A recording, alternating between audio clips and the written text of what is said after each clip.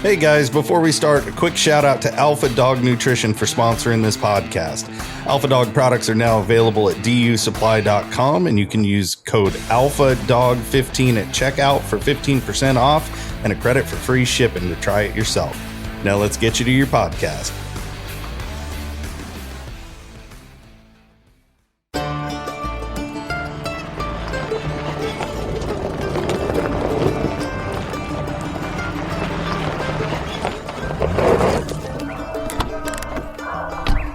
Where's Fielder?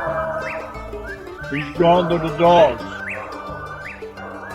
Welcome once again to the Gone to the Dogs podcast. Steve Fielder, the old scratchy-voiced, wore-out coon hunter, has been on the mic here with you today. Sure glad that you tuned in. Here it is, Monday, August the 18th, and by my count, that's only about 10, 11 days before Nubbin Moore and I will be in Richmond, Indiana for Autumn Oaks. And speaking of whom, I have Mr. Moore on the other end of the line. How are you doing, Nubbin? Hey, I'm doing just fine, Steve, doing just fine. Well, you absolutely perk me up when I talk to you. I can be lower than a sow's belly, and I can talk to you for a little while, and you'll come up with something that'll perk me up a little bit. So it's good to talk to you. It's good. It's good to be talked to, and it's good to hear your voice, buddy. You betcha. Well, is it nice and cool and breezy there at Sterrett, Alabama? It is today. We had a little rain. In fact, just a few minutes ago, it's raining, but it's quit now. So, and that cool things off when it rains. Yeah, and it's better. It's been hot around here, but it's not as bad today. It's in the 80s right now, probably lower 80s since that rained a while ago. Yeah, I was looking last night. I talked to one of my buddies, Mac Brett, who lives a couple hours south of me here in a place called Parrish, Florida. And Mac and I hunt together in the wintertime. I don't get out there in the summer, but now he's a Florida cracker. He'll get out there and swat those 5-pound mosquitoes and hack through those palmetto bushes and all that. But he said it's awful hot down his way too. And man, he told me something yesterday. This is what's happening here, and I'm going to rant just a little bit. Florida is getting overrun with people, okay? I guess, they like the governor down here. He's doing a good job, I think. And a lot of people are moving out of states where things maybe are not so good, and they're coming down here. But what they're doing is they're tearing up all the big pasture lands, and the orange groves had already just about moved out of Florida. They had a lot of disease and a lot of problems with them, and there's not a lot of oranges anymore compared to what it used to be. But I told you before, Nubbin, about going down and hunting in a big grove down south of here, a big orange grove. That thing was like 30,000 acres. Think about it. That's a big orange grove. That is. That thing was laid out in rows, and streets and blocks and all this. And it was a great place to go coon hunting. And, we used to go down there and hunt. But anyway, without getting into all that, Mac told me that one of his buddies was by there the other day, and they're bulldozing all those orange trees. They've quit the orange business, and they're going to, I guess, build homes and subdivisions and all of that. That's happening right here, Steve. There's two right before you get to the 4-lane from my house. They're going to put 200 houses there. They got to bulldoze all the trees, and we're getting overrun with people around here. That's there in Westover then, huh? Yeah, right there in Westover, because they're coming out of Birmingham out here wanting to move out to the country. Well, that's it everywhere, and we're just north of Tampa here, so we're getting all that in, and then we get it from Tampa and from St. Pete. St. Pete's on the west side of Tampa Bay, and Tampa on the east side. And there's no place they can't go any further west. They'll be in the water. They'll be in the Gulf of America, Yeah. And so anyway, used to be cattle country all through Central Florida. Huge pastures, cattle everywhere. When I was down here in the 60s in college, that's all you saw was orange groves and pastures. But boy, now you got it. And they build these doggone subdivisions, and they build townhouses, and it looks for the world like an army camp. It just looks like, that they're going to house a bunch of soldiers in these things. But people are snatching them up, apparently. Yep. And the one that we drive by, Ella and I, if we go down to do any shopping or anything like that, the sign out there says new houses from 400,000 and up. That's a lot of pennies all stacked up in a pot, in a stack. That's a lot. It's terrible what houses costing nowadays. Yeah, it sure is. But anyway, as my former pastor who moved down here and retired, he said this is where the old elephants come to die. So, go ahead. I said, them people come from up yard birds. They call it, well, they don't call them yard birds. What do they call them? Snowbirds. Snowbirds. Yeah, they're in Texas like that too. When I was working out there, there's a lot of them come down there. Yeah, well, our crowds get a lot bigger in the wintertime down here, and the traffic and everything else. And then when they're building all these homes, as we go down this one road there, it's a 4-lane road, and they're widening it to 6 lanes. And on both sides of the road, as far as you can see, they've tore out the woods and are building houses. And they're putting them up like you wouldn't believe how fast they can build these things. Oh, well, that's progress, they say. Progress. Well, it's progress, but I don't like it around here. 4-lane road around here, that goes through here, used to be a 2-lane, but now then you just wouldn't believe the traffic that's out here now. And yeah. They're still building more houses, but they're going to have to upgrade the roads and do something. Oh, yeah, the infrastructure down here is not set up to handle all that.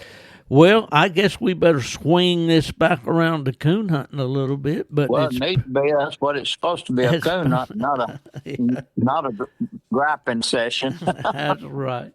Bunch of old guys griping about I said, and I don't mean to offend any of my friends in the North because I've got plenty of them. And I appreciate them, everyone. But I said the other day, we don't need more people in the South.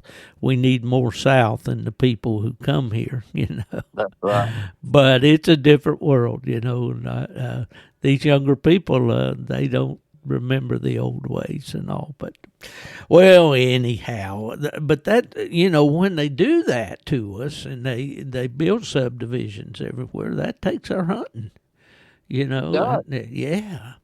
Yeah. And it's funny that just today I read that Florida has now approved a bear season. And I guess I imagine it's for 2025. I should have double-checked that. But it's going to be a 20-some day season, and I think they're going to allow dogs too. But, of course, you got the antis on what a terrible thing that is. And all that, and then the people with common sense get on the message threads and they say, well, the bears are everywhere.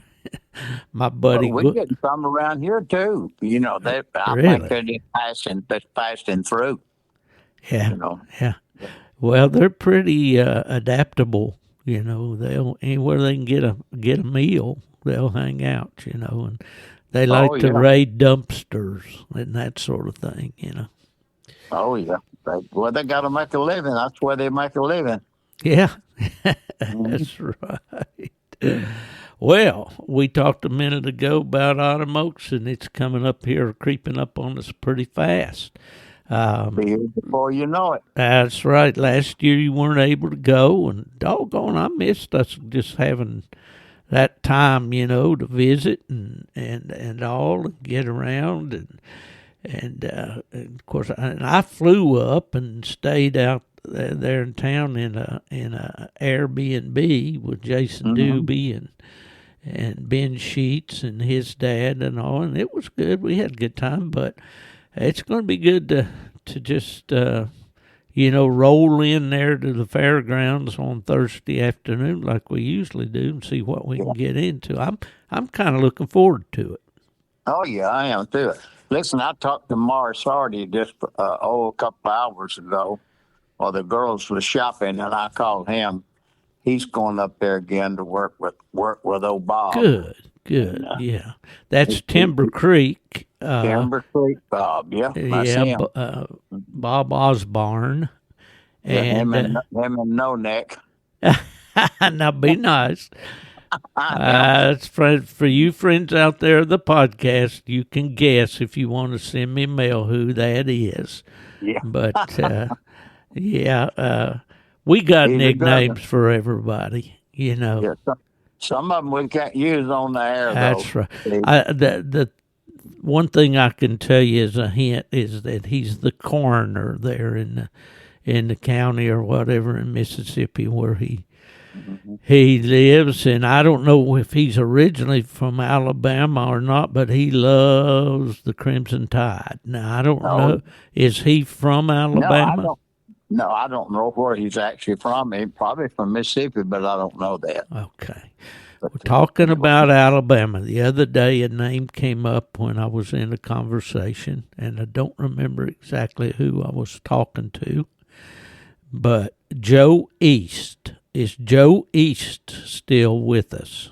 As far as I know, he is. Yeah. But I haven't heard that far. I haven't heard one way or the other, but yeah, old Joe, he was a good one. He sold them hunting supplies for a long time. Bama Hunting Supplies, I believe it was. Bama, yeah. A funny man. I always enjoyed seeing Joe at the hunts because you were gonna be there a while if you walked up to his booth, and he really was a comedian, man. I enjoyed.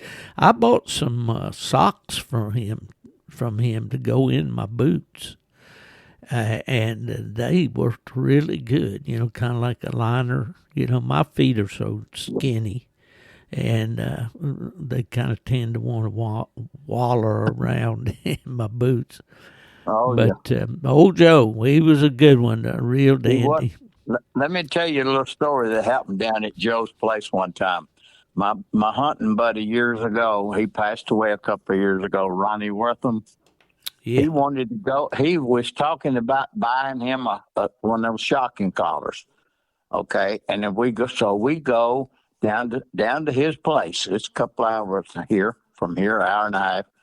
So we drive down and we're shopping in this little behind his house in this little building, and he picked up one of these barking collars, and he said, "Does this thing work?" I said, "Yeah." I said, "Put your fingers on them two little prongs that's under the bottom of it and bump it on the table." So he done that.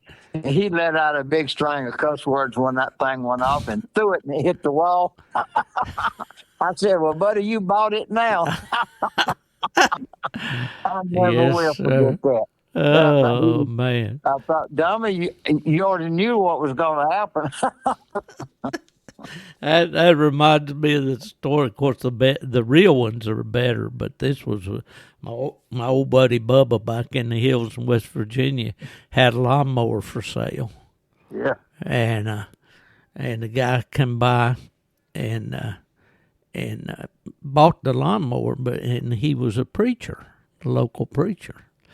And of course, old Bubba, he guaranteed the lawnmower and everything. And well, Bubba's little boy was going down through town there, and he went by the church and by the parsonage there, and the preacher was out there trying to crank that lawnmower. He just kept, trying to crank it, and it wouldn't crank. And he recognized Bubba's son. He said, "Hey, Junior, come over here." He said, "Your daddy sold me a bad lawnmower." He said, "This thing won't start." And the little boy said, "Well, preacher, you got to cuss it and make it start." And the preacher said, "Son, I'll have you know I'm a man of the cloth. I don't swear. I don't use cuss words. In fact, I don't even know how to cuss." And the little boy said, "Well, preacher, just keep pulling that rope and you'll learn real quick." Yeah. It'll come to him one day. It'll come to you. That's an old joke. Probably most of you out there are groaning right now and saying, "Get on with it, Fielder." Yeah. But Fielder, you can come up with something better something than that. better. Yeah, well, Ronnie, God bless his soul, he's gone on now, hasn't he? Oh, yeah. Yeah, he was my buddy. Yeah. We hunted together from the time we was teenagers till he got to where he couldn't hear, and, Yeah. and then he quit going, and now he's gone on to the happy hunting ground. Right.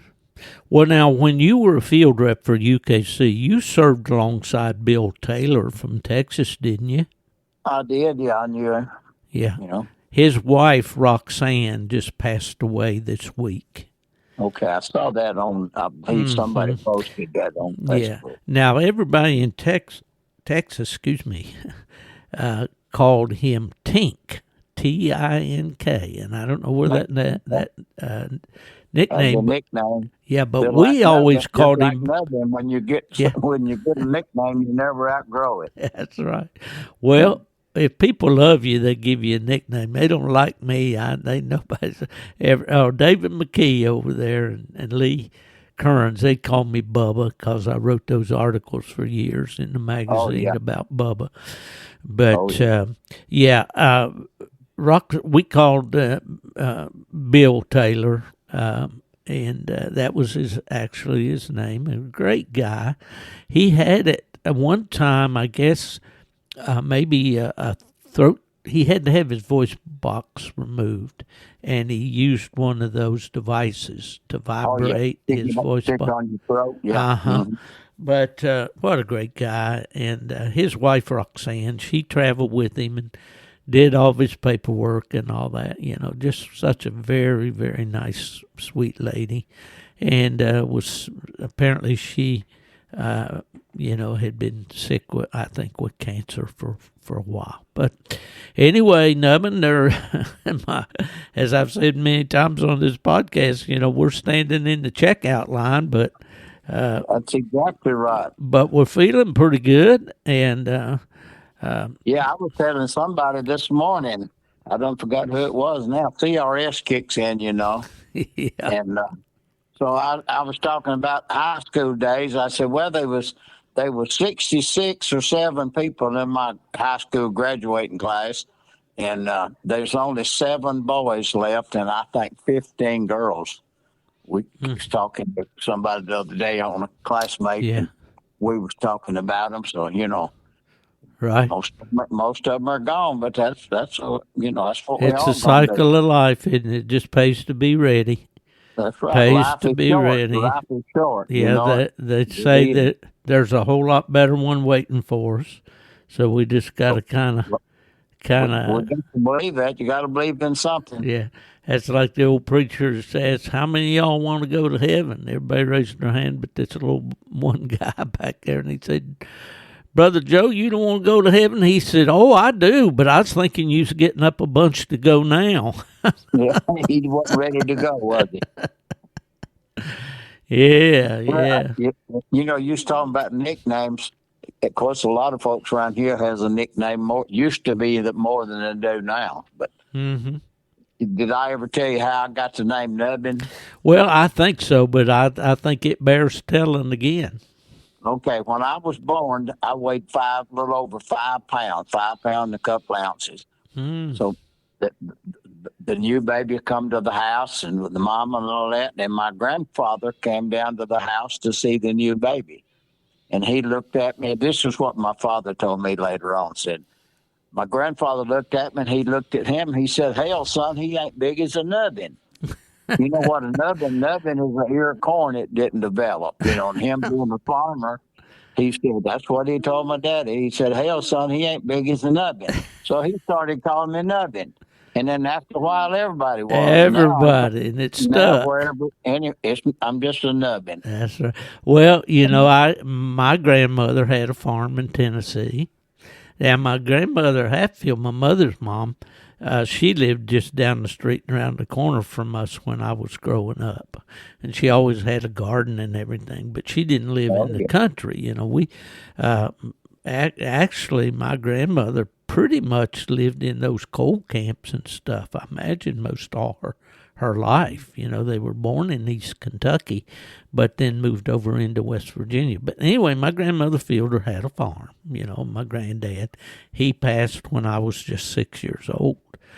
But I can remember feeding the chickens. You take two ears of dry corn, get it out of the corn crib, and just rub one against the other, and that would what's the word I want to use? You'd scrape one, shell it you'd shell one against the other, and of course the chickens would run and pick that up, And I can remember saying, that's just a nubbin, and throw it back over in the pot. Well, it was just a nubbin. That's something that's great. Well, everybody's got to be something, Steve. That's right. And that's a name that everybody knows and remembers, and that's a good thing. Well, look at Pee Wee Reese, a baseball player. He was always, Pee Wee is all he ever was, I guess, So, Pee Wee Reese. That's good. Well, Lord willing, I'll be heading that old F-150 up the road toward Alabama here within 8 or 9 days. I've had a few little issues. When a truck's got 288,000 miles on it, it's bound to give you a little bit of a need to have something replaced every once in a while. Oh, yeah, they do. But that's been a good truck. It drives just like it did when I bought it, and I've never been really into the engine on it. I had those little coil packs replaced on it. 3 of those, I think, one time. It kind of had a little miss in it.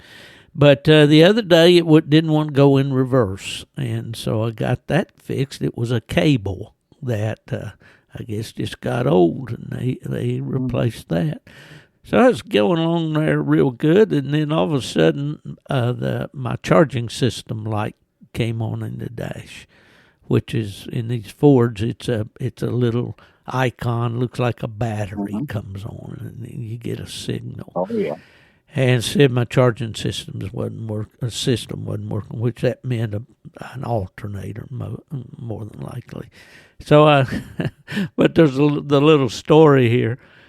So yesterday morning, I went out and started it, and I told Ella, I said, the thing's it's going to run. You just follow me to the garage.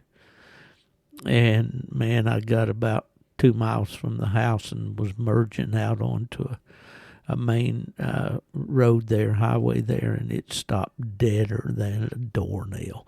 I mean, there was nothing worked. The power steering wouldn't work. The brakes, power, everything. I mean, the entire electric system went black. So I said, no, man. And I was in this merge lane, so traffic could get around me. But I figured somebody's going to come around, make a right turn, not be paying attention. They're going to, plow into me. So I called 911, got a real nice lady on the line. She asked me where I was. I told her, and she said, we'll send someone right out.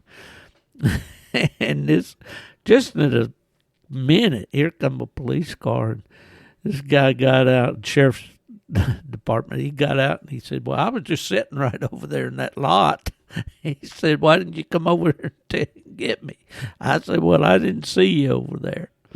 But anyway, and then here come another car, and one of them had a trainee with him. And now, this was kind of fun, interesting to me. This fella was 56 years old because the first deputy asked him, he said, hey, you're new, aren't you? I've seen you, but I haven't met you. And he said, yeah, I'm new. And he said, well, do you have any prior experience? He said, nope. He said, well, were you in the military? He said, nope. So he had hired in as a deputy sheriff with no prior experience at that age. You know, that just shows you how much they need people. You know. Oh yeah. And there was a young man with him, and a little bit they called this guy with the pickup truck. It's a citizens unit or something, and he came there and sat behind me, put out the orange cones, and I sat there. And of course, Alice, she was following me, you know, so she waited, and finally called AAA. If you don't belong to AAA, it's a good thing when you get stranded like that, because they sent a rollback out and got my truck and sent it down to the garage and all. So I had an interesting day yesterday, fooling around with all that, but that's life. Yep. Trucks are like people. They get old and they break down. Yeah. No. Right. But anyway, Autumn Oaks. Yeah, I'm looking forward to it. We missed it last year. Yeah, well, you know, I think the crowds, you know, have begun to come back to Autumn Oaks after the COVID year. You know, I think it was that's been what now, 3 or 4 years ago now, I guess. At least 4 years, yeah. Mm-hmm. And and they went ahead and had the events, but they limited the number of vendors that could be there and all of that sort of thing. And I hope that's a thing of the past. I was bull anyway, bull crap. Boy, I'm talking what I think. But well, yeah, there was a lot of problems with that, and I don't want to offend anybody or anything like that. But we've all had different views about all of that stuff. But man, when they get down to the point, say you can't have a family reunion or you can't go to church with the people you love to go to church with, that's getting under my collar a little bit. No, yeah. But anyway, we made it through that too, and I wrote a chapter in my book that I did some research about these boys that up there in Michigan, where I hunted for so many years, back in the 20s, I believe it was. They were coon hunting out of a Model T Ford, an old Model T, and they had just gone through a major pandemic in this country. And, you know, I really didn't realize that, but apparently there was a big pandemic in the country back there in the 20s that killed a lot of people. But anyway, well, all right. Well, what we're planning to do, I guess, is just get around and make a nuisance of ourselves there for about 3 days if we can. Yeah. And nothing like it. You know, you was talking about hunting in the Model T. When we first started hunting, we hunted out of a car, put the dogs in the trunk of the car and drive on down the road, turn them loose. Yeah, that's right. I can remember one time. I bought a pup about 2 hours and a half from here, and it's been several years ago now. So the guy that I bought it from, he was not, but he told me his wife knew which pup and all that stuff. So long story short, I get the pup. So I go out to the car and I put pup in the trunk of the car. And this lady had a fit. Oh, you're not going to put that pup in the trunk, are you? And I said, yeah, I'm going to put it in here. I had a towel in there. I finally just said, lady, the pup's going in the trunk. That's the only place I got. And I shut the trunk down and got in there and drove off. Well, my mother was one of these people who was always complaining about something smelling bad. You know, whoo, what is that odor? You know, well, my dad would go coon hunting on Saturday night, and most of the time I was with him. And we hauled the dogs in the trunk of the car. Well, we only had one vehicle. That's right. You know, and so all the way to church on Sunday morning, she'd be complaining about that dog smell in this car. I can smell those dogs. Yeah. And my dad, he was just cool as a cucumber, man. He'd just go right on. He wouldn't he just wouldn't really even act like he heard her when she was complaining like that. My wife Becky's the same way. I keep telling her I'm gonna have her nose worked on, take that smeller out. Yeah. We was going somewhere yesterday to help my son move some furniture. So we get in my old truck, and it's a fishing and hunting truck, Yeah. I What don't a ever truck's want to supposed to be. That's right. So anyway, she said, I don't like to go in that truck. I said, well, we got to help move some of this furniture. What, you can't go in the car. She said, but it smells like fish.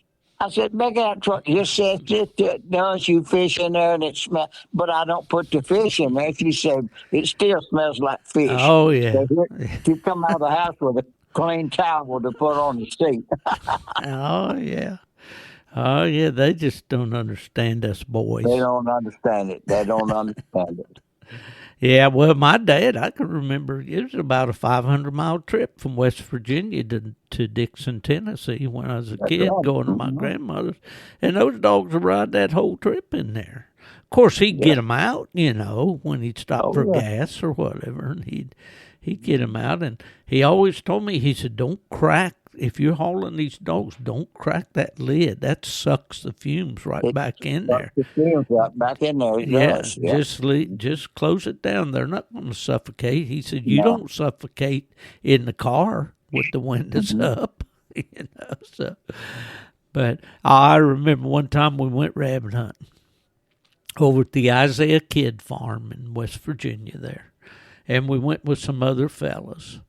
And we kept our gun. We didn't have any rabbit dogs. They had the rabbit dogs, as we say in West Virginia. A few people back then said beagles. They said, you got rabbit dogs, And but anyway, somehow we got back to the car and got ready to leave, and my dad had left his car keys in his hunting coat pocket, and he put the hunting coat in the trunk and shut the door, and we got ready to go, and the keys was locked up in the trunk. So what they had to do is they took the back seat out. Yep. And got a wire or something. I think a piece of barbed wire, or I don't know. It wouldn't have been a coat hanger. I don't think he would have had out there in the woods. But they finally fished that jacket up through that back seat and got the keys out. Or somehow, they could get in the car, but they didn't have the keys to start the car. Was what it was. Yeah. But those old memories, boy, I tell you, that's. There was a fellow that loved to rabbit hunt, and I would go hunting when my dad worked away. I'd go hunting with anybody that would take me hunting, and we went one day during the week. This guy was a banker, so he could get off. He was a president of a bank, a small bank in a small town there in West Virginia. But he was my dad's coon hunting buddy. His name was Eddie Witt. And boy, did he, anything to do with hunting, he loved it. He wanted to stay long and all. But just a minute here. I think that COVID's coming back after me. Anyway, get you something to drink. Yeah, we went. Water or something. That's right. We went over to the Isaiah Kidd Farm, and there was a big hollow that ran back in toward the mountain. It was called the Ben Low Hollow, and we were hunting on a hillside there. And what we were doing, there was a light snow on the ground, and we were just tracking rabbits up and jumping them and shooting them. And there was a lot of rabbits. Well, I had a 12 gauge, and he had a 16 gauge. And, man, it was cold. It was brutal cold. So I about froze out. Well, he ran out of shells. And I said, well, good. Man, we can go home now. I was over it. He said, I told him, I said, I'm going on back to the truck. And he said, Well, if you don't mind, let me use. You still got some shells? And I said, yeah, I got some shells. He said, well, I want to see if I can kill another rabbit or two. And he stayed out there. I don't know how long he stayed out there with my gun, and I think he did kill another one or two.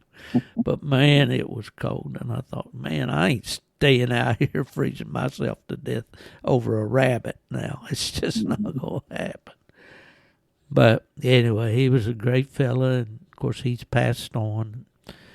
He and my dad hunted many years together. He went down to Turtletown, Tennessee, and bought out of Full Cry magazine a bird song dog. Did you ever hear of a bird song? I have, yeah. Yeah, it was a foxhound breed.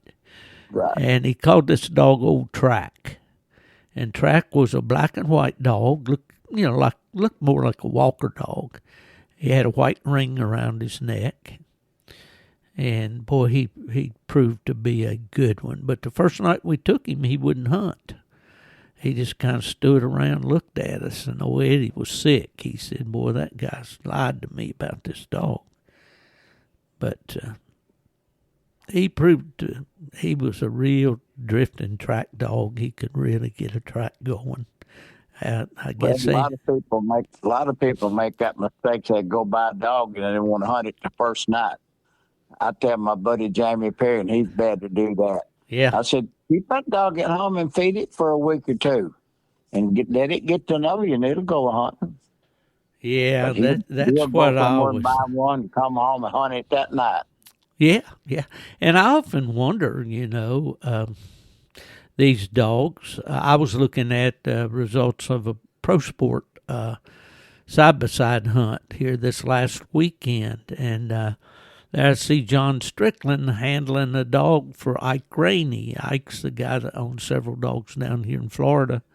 That's right. And I guess Dual Murphy, who handles for Ike, I guess he got 2 dogs in the final 16 of that hunt, so that he couldn't handle both of them. So I guess John stepped in, But the point being, these dogs today, I mean, as soon as you unsnap them, they try to get in the next county anyway. Oh, yeah. So, I guess it don't matter. It doesn't matter who's handling him, No, probably don't. Used to be the dogs packed and it was a calling contest, but the handlers won the hunt most of the time. Yeah. Because they could call. You had to have a dog. If it located, you treat him and you didn't wait for him to bark again. You just treat him on the locate. But now they let them stray for a while and then go to them. Absolutely. Well, They never were together. Nope. And All right. and it's Pup that Mark Miller's working for me up there in the mountains. He's as independent as he can be. I don't know where these dogs get this, because a lot of times he needs to be in there with fever on that tree with that raccoon in it instead of out there touring the countryside. I don't want them to do that anymore. No, I know it. And my dad didn't like that. He said, in fact, he'd keep a young dog on a leash a lot of times and even walk them into the tree. And and that used to frustrate me. I said, how's that dog going to learn anything if you don't turn him loose, Dad? He said, he'll learn a lot of stuff, but it's not stuff you want him to know. So he had his ways. Well, he was teaching them to pack and be with them other dogs. Oh, yeah. Mm-hmm. Yeah, that word we use, pack, in bear hunting, you talk about when you get the track jumped, you pack them up. You say, in other words, put more dogs in there, but that's you want the dogs to pack in a bear, in a bear hunt. Oh, yeah. But it's sure different. Well, Nubbin, it's a lot of fun to have a good dog that you can, just like when you had old Max. We hunted him at White River. And, that time he went way in there about 900 yards there from Lower Eagle's Nest and got treed. We had to walk way back in there to him and all. And I enjoy seeing a dog work like that. I really do. But I don't have the legs to do that anymore. Yeah, well, I don't either. In fact, I haven't hunted. This is the first year in my life that I haven't hunted. I haven't hunted any this summer. Yeah. You know, I just have. It's been so hot here. Of course, it's cooling off now. I told Jamie yesterday, I was talking to him, and I said, y'all been hunting? He said, yeah, we went last night and treed two. And I said, well, I got my light on charger now. I'm going to be ready to go for long. So, Yeah. Well, as that weather starts to go a little bit, I was talking to Ella today, and I said, when I lived in Michigan, when we'd leave Autumn Oaks there, leave Richmond, heading north on Sunday after we packed everything up and headed back, you could tell that the air was starting to turn a little. You could feel a little bit of fall in the air, and you knew it wasn't going to be long. And of course, with UKC, Autumn Oaks weekend, and then the next weekend I always had the Texas State Championship. So I'd get on a plane, fly usually into Dallas and Fort Worth, and of course it was still plenty hot down there, real hot. Oh yeah. And then the following weekend then would be the zone hunts for the World Hunt. That's right. And then the weekend after that would be the World Hunt. And then that worked out great for me living in Michigan, because we get all that done in September. And our coon season came in October 1st up there, Of course, we didn't kill many coons at the first of the season because the hides weren't any good, but you still, you had to go open at night, man. Had to be out there with a gun, So those were the good old days, man. That did that for many, many, many years, that routine, But, well, buddy, I tell you what, I don't know whether we'll try to go out and walk along with anybody or listen to a dog tree a coon while we're up there or not. I'm not going to even bring any hunting gear, I don't think. No, I'm to not Autumn either. Oaks. I'm not planning on going out with anybody, but if we do, we can stay on the road and listen to them. Yeah, that's right. Well, I like to do that if the mosquitoes are not too bad. Oh, I was going to tell you, the feels like temperature down here today was 112 degrees. Too And hot. when I was out, came back in with my truck there earlier today, I told Ella, I said, man, it is hot today. I think this may have been the hottest day we've had.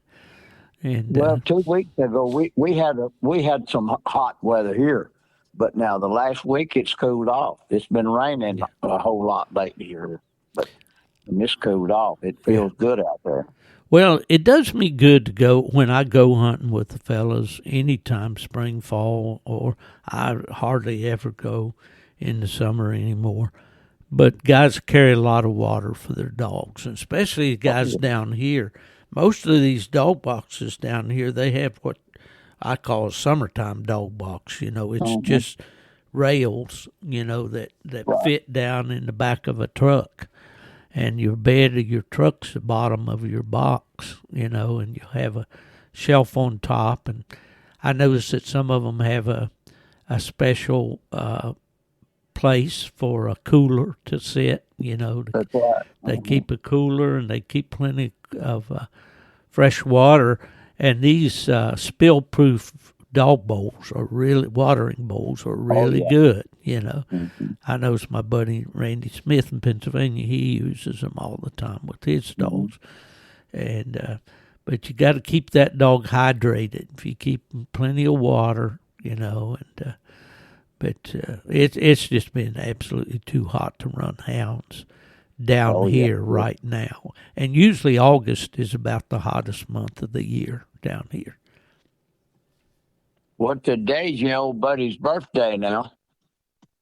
Old Mark Miller. Yeah, this will come. Yeah. They'll be listening to this after the fact, Yeah. but that's right. Yeah. That my buddy I Mark wished him Miller. a happy birthday. I wished him a happy birthday this morning. Yeah, I saw your message. Tell me not to forget. And you're the best Okay. about remembering birthdays.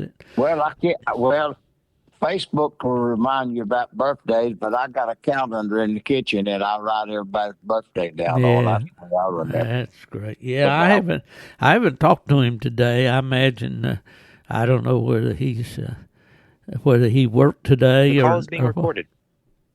or what. The but, call is no longer being recorded. Man, I wonder why I'm. Yeah, that's coming. That's coming off of my phone. I got you. Somehow you're. Well, that's okay. Well, I'm recording it here where it matters, so we don't care. Tell the guy to shut up. I did. I punched that button. I turned it off. All right. Well, that's good. That's good. Yeah. Mark Miller, he's in his 50s. I think he's probably going down the backside of 50 now. He Probably. is. I don't know exactly how many, but really a good friend that I met, when I needed somebody to handle a puppy, help me with a puppy, and he came along and turned out to be a real blessing. That's right. He's been a good one for you. I tell you that. He keeps them in the wood, and that's what you got to do. You got a young dog. You got to put it in the woods. You can't carry it one time a week and make a coon dog out of it. Well, and that's it. And I knew when Bill Sheninger up there in Ohio had raised that litter of puppies out of a dog that I let him have, or Tony Beals and I let him have, called her Dancer. And I've told that story. But anyway, those puppies came, and unfortunately, Dancer died when they were, 8 days or something like that old. And Bill's wife, Cindy, bottle fed that litter and all. And Bill contacted me, and he said, "I've got a puppy for you." And my first reaction was, man, I can't take a pup. I just can't do it. But it was a grandson of the old Hoss dog that I liked so much. He wasn't great, but he was my buddy, and I drove a lot of miles with him. So, without somebody like Mark that was willing to go partners with me on the dog, that would have been, that fever story would have never happened for me. No, it wouldn't have happened. No. And Mark's been Yeah, what I remember about old Hoss was he would mind better than most children would mind. yeah. You could tell him to do something and he'd do it. He understood your voice and he knew what you were talking about. Yeah, I went to the elementary school with him several times and put on a little exhibition for the kids, where you get him out, he'd sit, stay, and you'd tell him to come, and he'd come and you'd say down, and boy, he'd just drop to the ground like he's shot, and then tell him to come, here he comes, sit down, and then if I'd have the truck somewhere with the dog box door open, and I'd just tell him, kennel him, boy, he'd knock the back out of that dog box getting in there, And I had a lot of fun with him, but I noticed that about him when he was real young, 4 or 5 months old, that he paid attention. When you talked to him, he listened to you, Mm-hmm. And he was a lot of fun. But you can do that with dogs if you spend the time with them, But somebody once said they thought old Hoss would drive my truck for me for one of those peanut butter dog biscuits. He probably could have. But my stepson Scott is real good at training dogs. He's got a lab dog, lives in the house. Of course, when the dog lives in the house, it understands more because you talk to it all the time. Mm-hmm. And he said, I taught this dog to count. And he'd put some food on the floor. And that dog would look at it. And he said, he won't pick it up till I count to 5. And so he'd start counting. And he'd skip the number 3. but 3 was the key for the dog to eat. And he'd say 1, 2, 4, 5. Dog will look at him. And then he'd do it again. But when he say 1, 2, 3, then the dog would eat that food. Yeah, he knew that he was keying on that the. dog. He still got that dog, and it does mine just like he mine's good. Yeah, well, they're fun to train. My mother always talked about old Bozo when she was a kid growing up.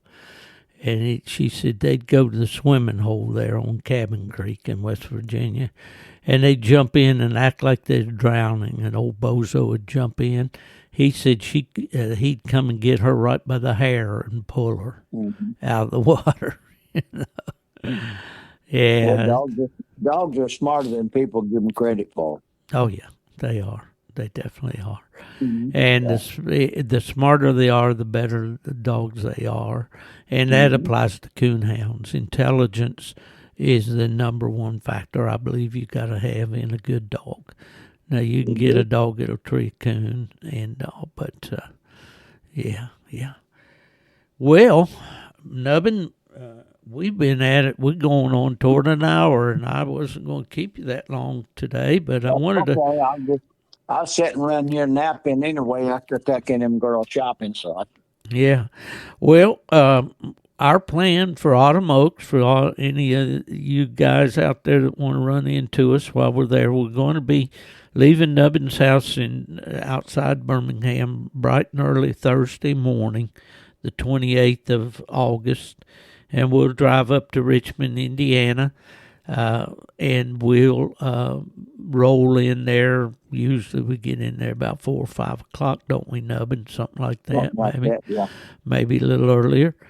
And we'll be there, and I'll probably set up a table there in what they call the media center in the headquarters building where UKC calls out the casts and does all of their hunt related. I think they call that the hunt building. It used to be the Coleman Center. It's where we used to do everything, but they've got the big center over there, the big blue building where they do the dog shows and all now. But anyway, we'll be there Thursday, and I think on Thursday is when they have their hunt for the dogs that are going to show in the duels show. The dog has to win a cast. If he wins a cast in the hunt on Thursday night, then it gets to show in the show on Friday. And they lump the dogs by breed, so if I were to take Fever, which we're not going to, but if I were to take him and hunt him on Thursday night and he would win a cast, he'd be eligible then to show in that show on Friday. And then they have other shows. They got shows going every Friday and Saturday all day. And then Sunday morning is their award ceremony where they give away the trophies and all that. But it's just such a great time, and it's a good time to get around and visit all the campsites and see people in the evening after if you're not hunting. And there's entertainment. Last year they had a great bluegrass band, Daniel Patrick and that Rob Patrick and all that group. I hope that they're going to be back this year. I don't know if they are, but hopefully they'll have some entertainment there in the headquarters building on Friday night. But it's just Autumn Oaks, the event where the history's made. It's just a fun time. We used to always say, enjoy the last weekend of the summer with your coon hunting friends and family at Autumn Oaks, and the event where history is made. And I'm talking to the man that won the 25th anniversary Autumn Oaks, won the whole shebang in Jasper, Indiana. And that, what was that, 1988, was it? Or 1984. 4, okay. 1984. It sure did. Well, that's the year after I went to work full-time at UKC. I went there full-time in January of 83. So, yeah, right. Absolutely. Well, he was a good dog. I won a lot of stuff from him. Well, every man, I think, seems like is entitled to at least one real good one. in their lifetime. I look on Facebook and I'm reminded of Ed Bates, Morris's buddy. Ed with old Hard Time Speck. And what a legend he was in his day. He won the ACHA World Hunt, and he made Grand Night champion as an English dog, or as a Walker dog, and then they transferred him over to the English breed, which you could do back then, and he made Grand Night champion again. So, that was pretty cool. That. Well, our buddy Morris, he's big into the English dogs. Oh yeah, he's kind of. He's ordered him another puppy, a female this time. All right. He's looking for another. He's not looking for another good one. Of course, he's had the last two has been real good dogs. The one he's got now. Oh yeah. Well, old Skeeter, she was kind of like the benchmark for us at White River. She was always been a coon dog. And then he comes up with Tootie. And Tootie's a crossbred, X-bred too, isn't she? She's a crossbred dog, but X-bred or whatever you want to call them. But I tell you, she's a coon dog. Absolutely. Yes, she is. And Morris is a coon hunter. He's not much into the competition anymore. Morris is actually older than I am, but he's not quite as old as you, is he, Nubbin? That's right. Yeah, he's kind of in between. He hasn't been hunting lately. He's culled it a little bit this summer. He hadn't hunted as much.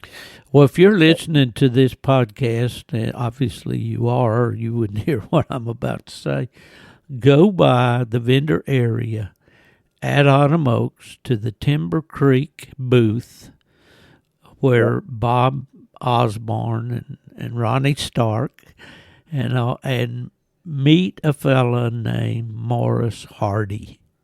You owe it to yourself to introduce yourself to Morris and shake his hand, and it will be an experience you will not forget. One of the greatest guys I've ever met in the sport of coon hunting. Funny character, a genuine coon hunter, a guy I look forward to seeing every year at the White River. But go by and see Morris. Tell him that Fielder and Nubbin sent you. Yeah, tell him. And tell him anything you want to. He'll add to the story. Yeah, you won't get the last word. I can promise you that. But you'll enjoy the experience. And Bob Osborne, what a great guy he is, too. Oh, yeah. All these vendors that bring their supplies out to these events and set up a virtual store for you there at the event for your convenience. Go by and patronize those folks, and that's the lifeblood of our sport, these guys that keep us going with those things like those bark. You got to have lights, and you got to have boots, and you got to have everything they're selling. So that's right. And my biggest problem is I go around and I tend to pick up stuff I don't need. We all do that. But that's called impulsive buying. Yeah, on the impulse. But Autumn Oaks is a great experience that you'll enjoy, and there'll be plenty for you to do. Go to the dog shows. You'll see the most beautiful coonhounds you've ever seen in your life. You'll see dogs that have been extremely well cared for and trained, and these handlers, most of which will be women. The women have kind of taken over the dog show world. And there's one reason for that. They're good at it. And so anyway, that's Autumn Oaks is an experience you'll never forget if you haven't been. So if you're listening to this is coming out on the 18th, and Autumn Oaks will start on the 28th of August. It's all in August this year, 28th, 29th, and 30th. So be sure and get out there to Richmond, Indiana, right on Interstate 70 there, just across the Ohio line. And you'll have a great time there. Well, Nubbin, I appreciate you spending time with me today, buddy. And I'll be seeing you here in about a week and a half. That's right. And we'll go up the road and we'll stop at the Bojangles on Thursday morning, get us a big country ham biscuit or whatever, and head on up the road to Richmond.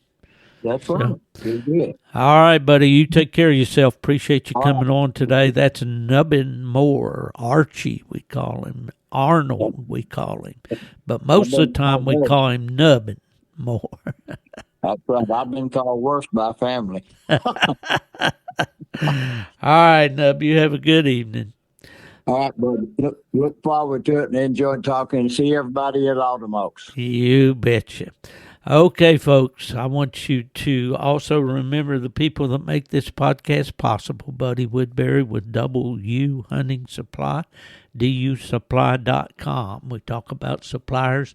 He's got everything you need, got a great assortment of shirts and hats and all of that. And he handles all the electronics and offers great customer service, tech support on that. And that's WSupply.com. Also, Alpha Dog Nutrition. They provide all kinds of supplements and aids so that you can feed that dog what it needs, and virtually supplements for all kinds of situations. And also to my good friend, Big Mark Zepp. You go to Automos, you'll see Mark in the Garmin booth there.